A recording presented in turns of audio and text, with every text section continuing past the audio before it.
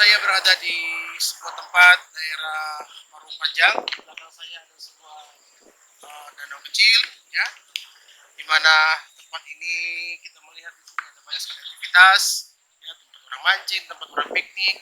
Dan sore hari ini saya ingin berbagi kepada kita semua tentang kebenaran firman Allah yang saya ambil dalam suratan Paulus kepada jemaat Tuhan yang ada di Efesus.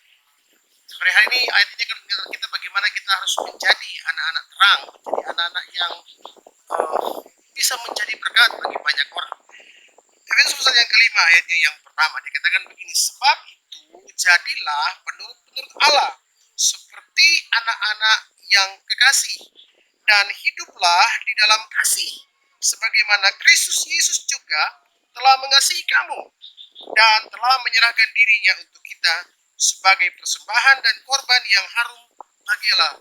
Bapak Ibu sekalian, saudara-saudara yang dikasihi dalam nama Tuhan kita Yesus Kristus, untuk menjadi anak-anak terang, Alkitab berkata bahwa kita harus memiliki kasih.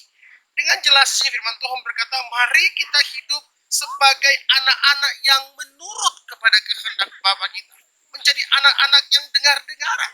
Kenapa dia katakan kita harus dengar-dengaran? Karena dia berkata di sini bahwa dan hiduplah di dalam kasih sebagaimana Kristus Yesus juga telah mengasihi kamu. Jadi ketika kita hidup dalam kasih bukan karena kita, tetapi Alkitab berkata karena Yesus terlebih dahulu mengasihi kita. Nah, sebagai anak terang kita harus hidup dalam kasih.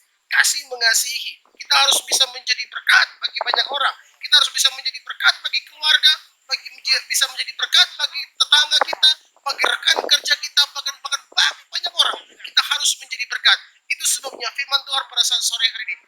Mari, Bapak Ibu sekalian saya kasih, hiduplah dalam kebenaran firman Allah. Tuhan Yesus memberkati kita semua.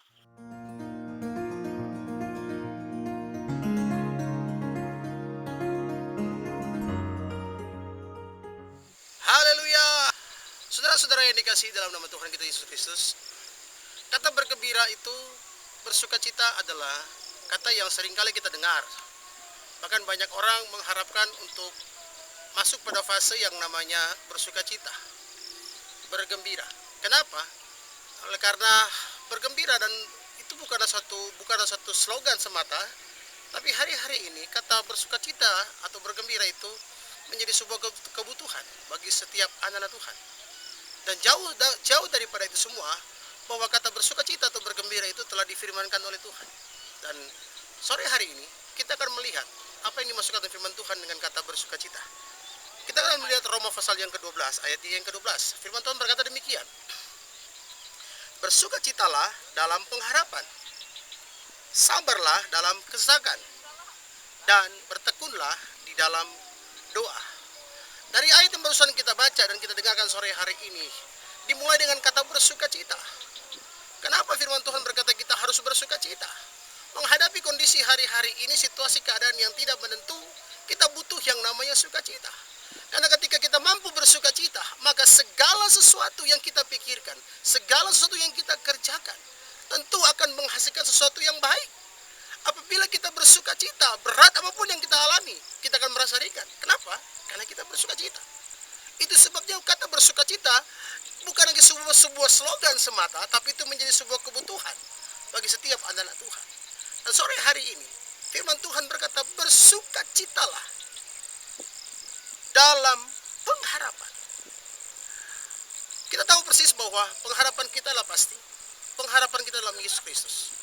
Alkitab berkata bahwa ketika kita bersukacita, karena kita punya pengharapan yang pasti, maka apa yang kita harapkan itu, apa yang kita nantikan itu pasti akan digenapi dalam kehidupan kita. Janji-janji Tuhan dalam setiap perkataan firman-Nya pasti akan digenapi. Kuncinya adalah bersukacita. Apabila hati kita tidak bersukacita, maka dapat dipastikan janji-janji Tuhan tidak akan digenapi dalam kehidupan saudara maupun kehidupan saya. Itu sebabnya sore hari ini saya mengajak kita semua, mari kita bersukacita.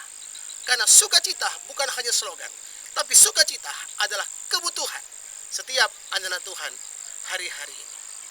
Tuhan Yesus memberkati kita. Haleluya.